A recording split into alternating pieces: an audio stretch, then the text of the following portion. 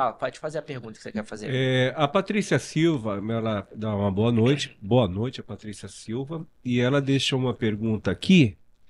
Ela pergunta: a criança nasce com TDAH ou adquire de acordo com os hábitos? Vamos lá, né? Toda questão, quando a gente trabalha, a gente não tem como firmar ou fechar, né? A gente está Uma falando em questão, né? A construção, gente né, está falando, desse cérebro, desse sim, aparelho psíquico dessa mas criança. pode até haver alguma questão aí genética, pode haver sim, uma questão que é química, pode haver, mas o hábito aí, o que a gente está falando aqui, por exemplo, dessa interferência, a criança hoje todos nós temos déficit de atenção.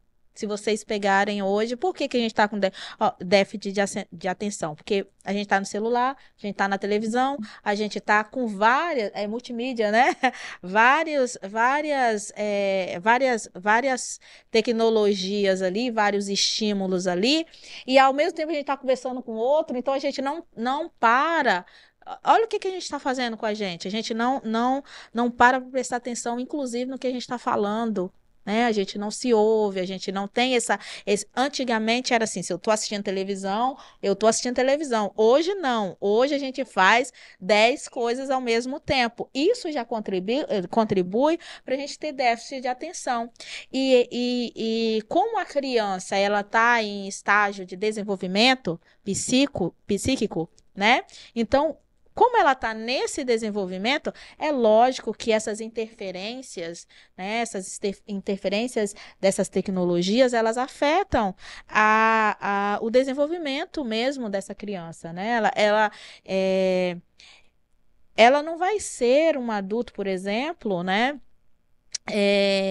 Que vai ter uma interação ali quando a gente está aqui 100% em um lugar. O Antônio às vezes fala assim: nossa, quando você está 100%, você está 100%, né, ali, De de pensamento, de pensamento. corpo ali, né? Você E tá ali. aí é lógico que isso afeta. Então, não dá para a gente negar que lógico que pode ter uma predisposição.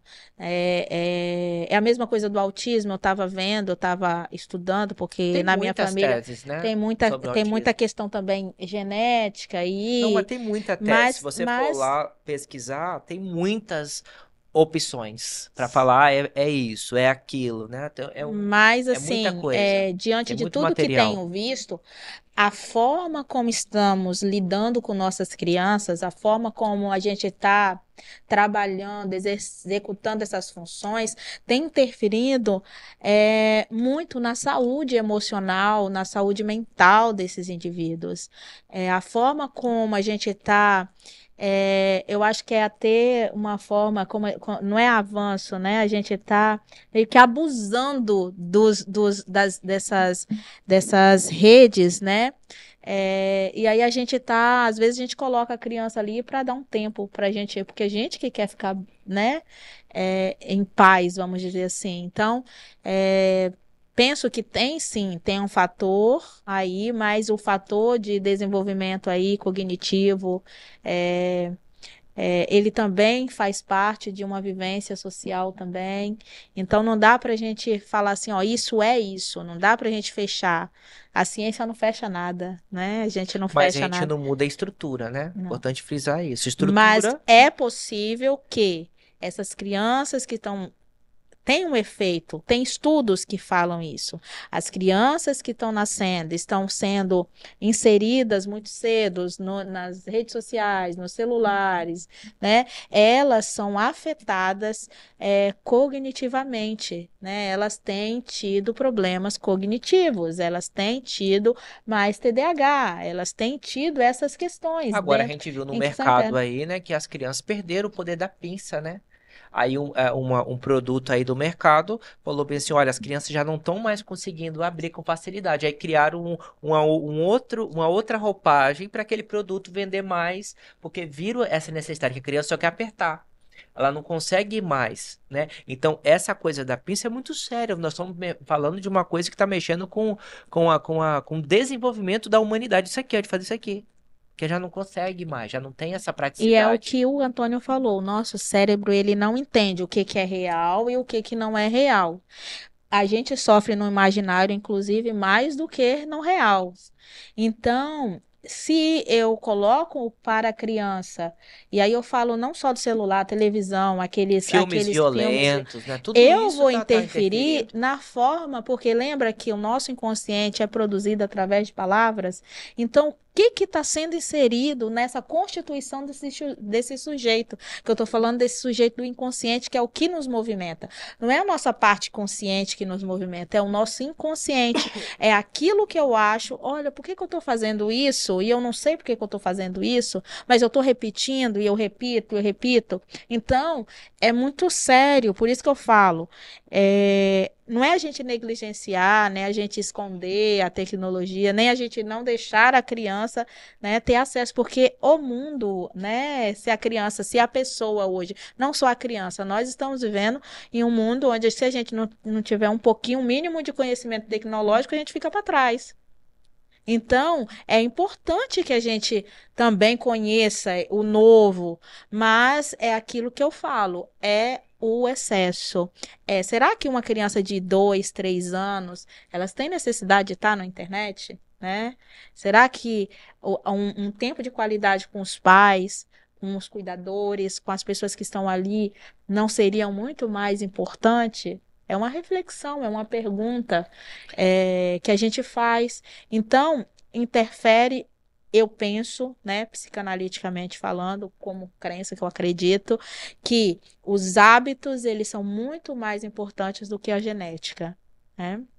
A cultura com a pessoa está inserida, a religião, a fé, tudo isso vai ajudando naquele suporte daquela criança, né? Vai sendo esse reforço a esse superego, a entender que tem limites. Os menores infratores são totalmente inconsequentes. Aí quando entra no mundo do crime é interessante, que o mundo do crime ele tem lei, tem regras. Aí ali vai surgir um pai que vai acolher, né? Num sistema ali, né? Que vai acolher, ó, que nós temos regras e ele vai se encaixar ali naquela regra, porque ele se sentiu acolhido, ele se sentiu, né? Ele foi envolvido de tal forma quando ele se viu, já estava ali dentro, né?